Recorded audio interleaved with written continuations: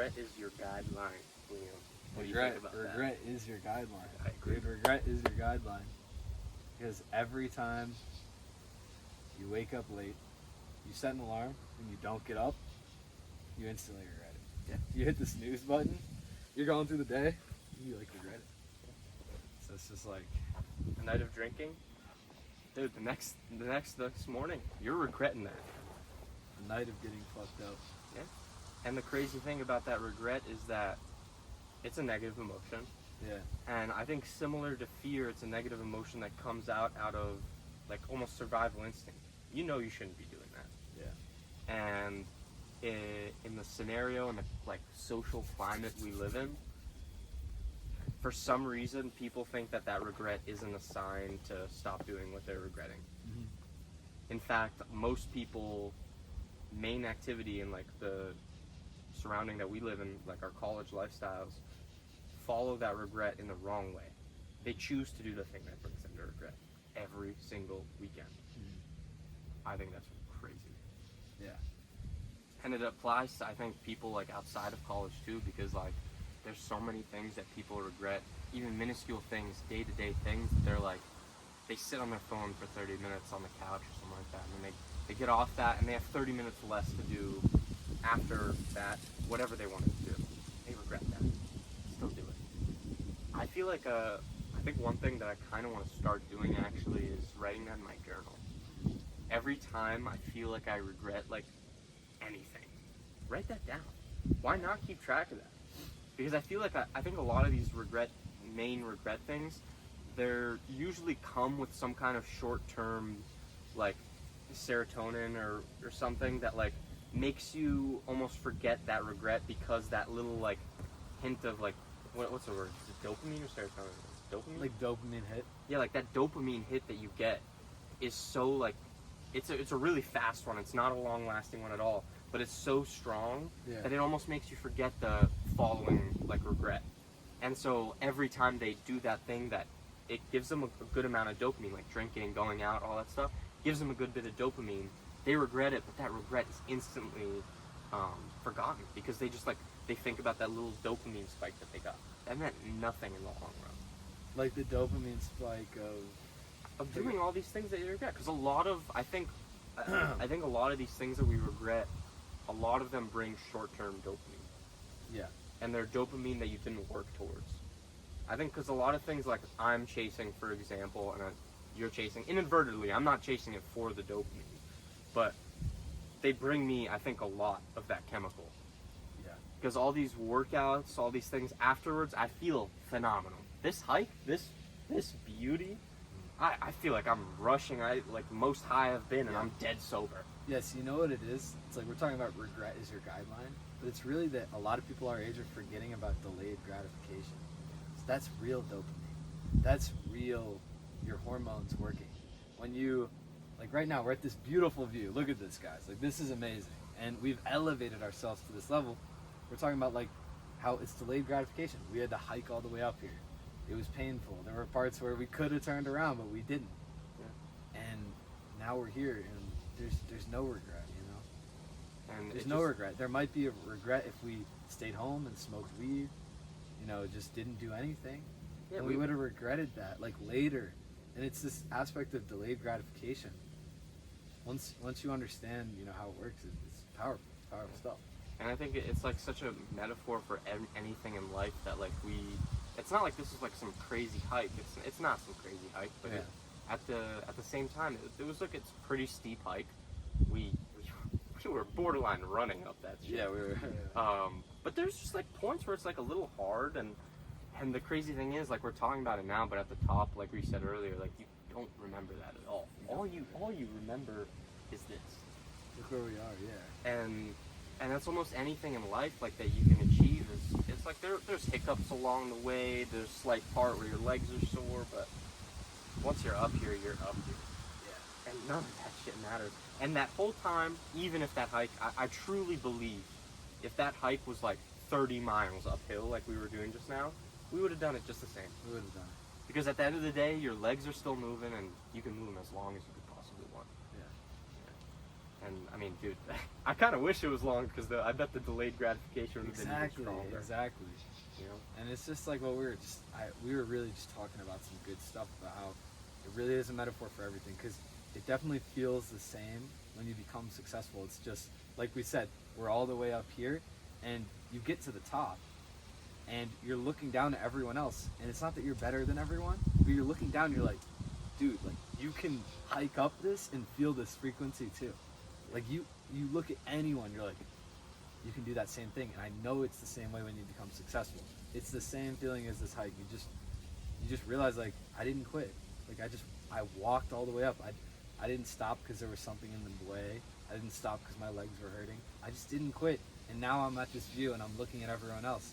I'm just like, it's just a level of contentment you feel, you know? All of you guys can be up here enjoying this right now on Yeah. a Friday. Whereas right now, people It's a Friday. back down there, guess what they're doing? Yeah, it's a Friday. People are getting ready to drink. And that's regret. You know, regret's your guideline. These people know they go out on a Friday night, the same thing they did last week. They go to the bar. They spend money they don't have. We're young. We have a lot of things we have to do. They go out. They spend money they don't have. They wake up hungover the next day in this like frequency of regret. And it's just this feeling that comes over you where you're like, you wake up late and you're like, damn, like I don't feel that good. And it's just this regret that's like eating away at you, you know? I think, especially in college, but I think everywhere, because it's part of the weekend, Sunday is like a really good, I mean, for me, I've tried to shift my focus away from the whole like schedule of a weekend, weekday type of mindset. But at the same time, like the Sunday, I think for most people is like the day of regret. Most regret. Because for most people, even if they're not drinking, usually like they'll be grinding all week. Saturday they'll have like a fun time, and Sunday is the day when they're dreading. They're dreading waking up at 5, 6 a.m. and going to work tomorrow. They're dreading this hangover that they might have. They're dreading this week to start again. And they're looking forward to that Friday, that next Friday, that next Saturday. And they're forgetting that they're going to feel the exact same way on Sunday. Yeah. Exact same way. Mm-hmm. And they're going to feel exactly the same day about work on Monday. Yeah. And they feel that regret, and for some reason, people aren't following that into being like, dang, something needs to change. Yeah. I need to and there's so many things that we can subtract and change from our lives. Yeah. Why don't you try it? Yeah. Why not?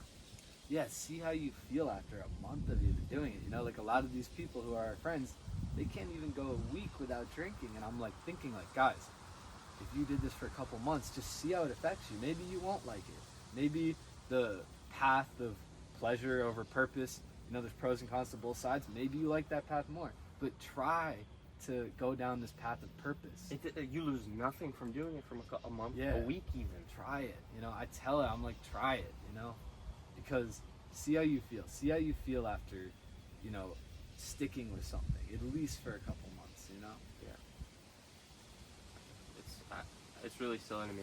I think, I know my parents are listening to this right now too, but I think, especially like my mom, Priya's mom, I know she really dreads work sometimes. Yeah.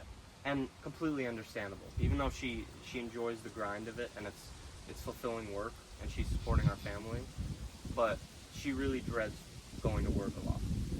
And like I think of that in a way, like, I mean, same thing like I said, like, step back and think about what you can subtract from your current life that like would somehow change it. It doesn't, you don't even have to think about it in the sense that it's like that it's like, oh, this is gonna directly be like make work better. No. But it's just, there's 100% in everyone's lives. There's things that you can subtract that may not be directly correlated with the things that are making you unhappy, but you know they're somehow making you regret. Follow that and be like, okay, let's take this away, let's take this away. Oh, okay, I'm starting to feel better there, but I still am not feeling this. Time to take away even more. You know what I mean? Yeah. And then you sit back and you realize, damn, like, I took away all those things. Now there's only space for these good habits. And then you just start blossoming with potential that all of us have. And you start blossoming and you start bearing the fruits of that labor, You really of that do. subtraction. Yeah. You know? Yeah, you're chipping away and you start seeing the sculpture that's in front of you and you're like, whoa, this was there the whole time. Yeah. This beauty was there the whole time. Mhm. This view was there the entire time. Yeah. Day after day. Yesterday it was there. Uh-huh. The day before yesterday it was there. Yeah. And it's just like you were saying, we're talking about regret as your guidelines. So those things that you need to subtract, look at what you regret every day. Like obviously you regret watching mindless stuff. You know, a lot of people regret drinking. So like we're talking about, subtract them out for a little bit, see how it changes you, because it will change you. Yeah. It will. Like we talk about, we're hiking up here, and we have so much energy. The whole hike up here, our brains are working so quickly. We're having all these ideas. We're just spewing out energy, and a lot of it comes from just, you know, cultivating this internal worth, where you know what you're talking about because you don't have all these distractions on your mind. You know, it's. I mean, we literally could have filmed like I don't know how many episodes when we were walking up because just that feeling of that grind, and like it's not like it was something crazy again, but still it was like to a certain extent a form of grind walking up that. It was all uphill. Yeah.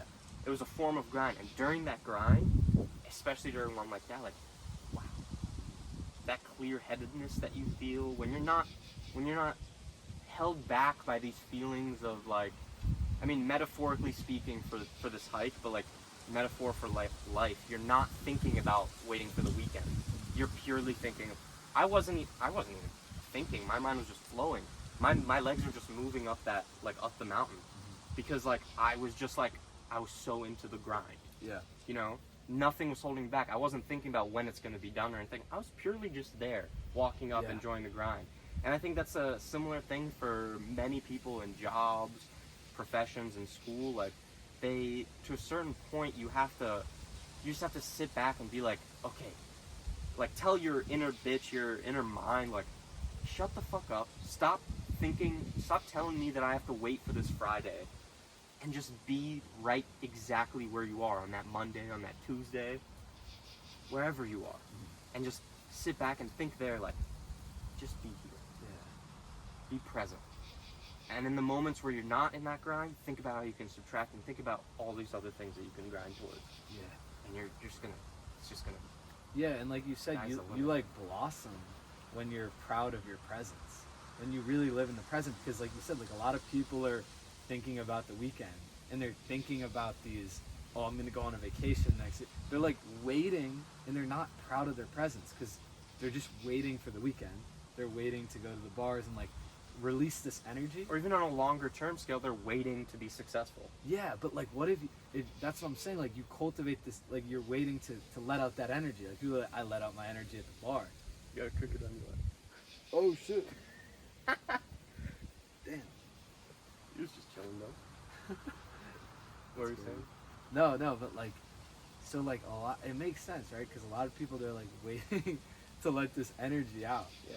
Like, I see it with our friends too. They're like, it's just a lot of time in limbo where you're going through the working week. Like, everyone's in this working week, and you're just waiting to then spill your energy out on the weekends. But what if every day, every moment, you're that person where you're just you're blossoming, you're filled with energy all the time? And I think every human being can be like that. It's just like a choice to just constantly live in the moment and be proud of your presence.